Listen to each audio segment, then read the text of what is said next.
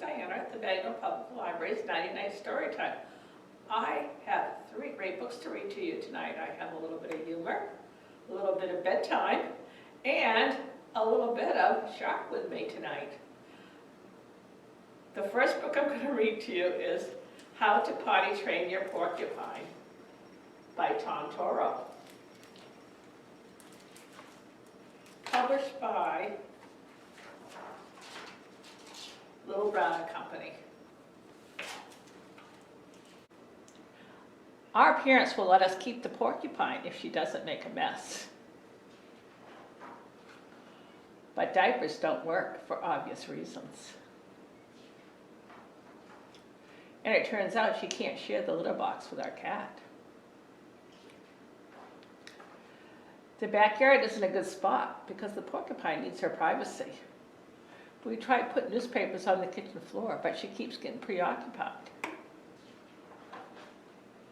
So there's only one thing left to do. Potty train that porcupine. But first we need to procure some prickle-proof protection. Perfect. And then we need to find her. Luckily for us, porcupines love music. Unluckily for us, porcupines are fancy dancers. But all that twirling makes her hungry for a porcupine's favorite treat, chips. She loves chips so much, she doesn't even notice as we shampoo and condition her quills.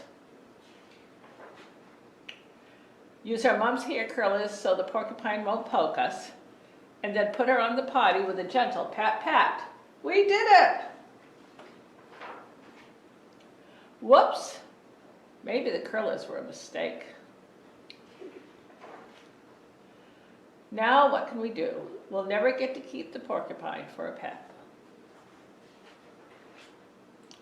Wait, I have an idea. Maybe all we need to do is ask her nicely, "Dear porcupine, please use the potty when you need to go, because we want you to stay here with us and become part of our happy family. Thank you." Please, please, please, please, please, please, please, please, please, please, please, please, please, please. Flush. The end.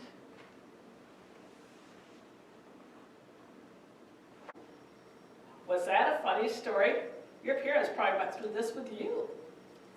My next story is While You Are Sleeping by Alexis Deacon, 2-time winner of the New York Times Book Review Best Illustrated Book of the Year Award.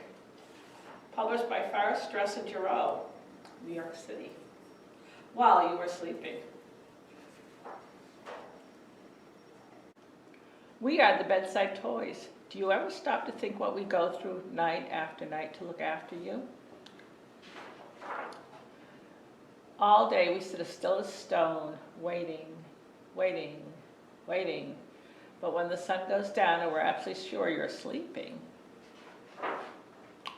we get up, we shake our heads, we stretch our very legs. Another long night ahead, we say. But what's this, a new toy? He'll have to help us with our work if he wants to join our crew. Each night the whole room must be checked, every cupboard, every corner. We even peek behind the curtains, and if we're feeling brave, underneath the bed. But we can't stay long, there's lots more work for us to do. If you're too hot, too cold, or ill, we try to make it better. Bed bugs won't bite, we squish them flat. We scare bad dreams away. And on that one night when you absolutely must not wake, we make sure you don't. We keep you safe no matter what, that's our job, you see. If you need us, we'll be there.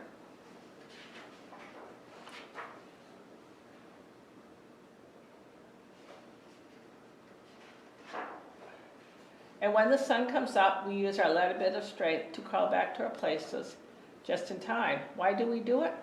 Why do we put ourselves through it? Night after night after night. The new toy knows the answer. Now he's a bedside toy, too.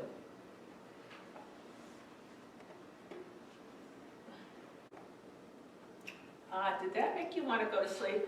Did that make you want to comfort all your stuffed animals? The last book is about a shark. Clark, the Toothless Shark, by Corinne Mellor, published by Golden Books. Clark, the Toothless Shark.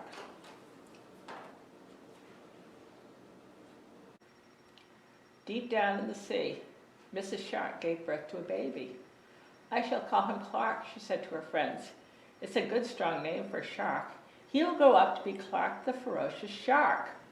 Clark learned how to play and fight with the other sharks, but he did not win many fights. Clark could not be very ferocious because Clark had no teeth. He wasn't Clark the ferocious shark, he was Clark the toothless shark. Clark was very sad. How could he be ferocious without any teeth? He had to find some. The next morning, Clark swam away to look for some teeth. Suddenly, a squid appeared. "Ah!" screamed the squid. "Please don't eat me." Clark looked at him sadly. "I can't eat you. I don't have any teeth."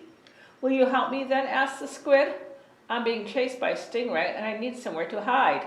"Quick, jump into my mouth," said Clark. "I've got no teeth, so you'll be safe."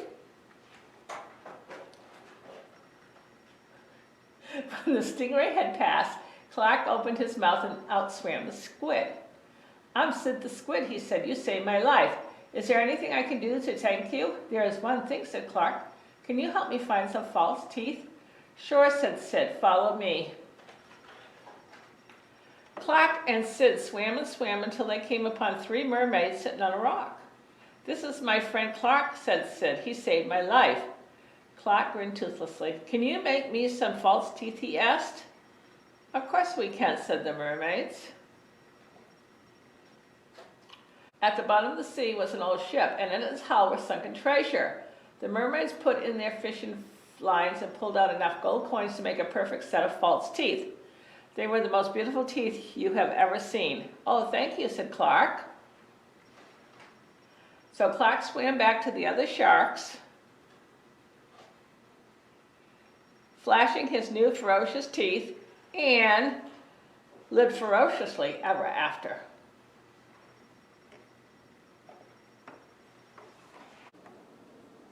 Hey, this book was for all you shark lovers. I hope you really liked it. I'm going to take my little biscuit buddy, and I'm going to say, see you next week.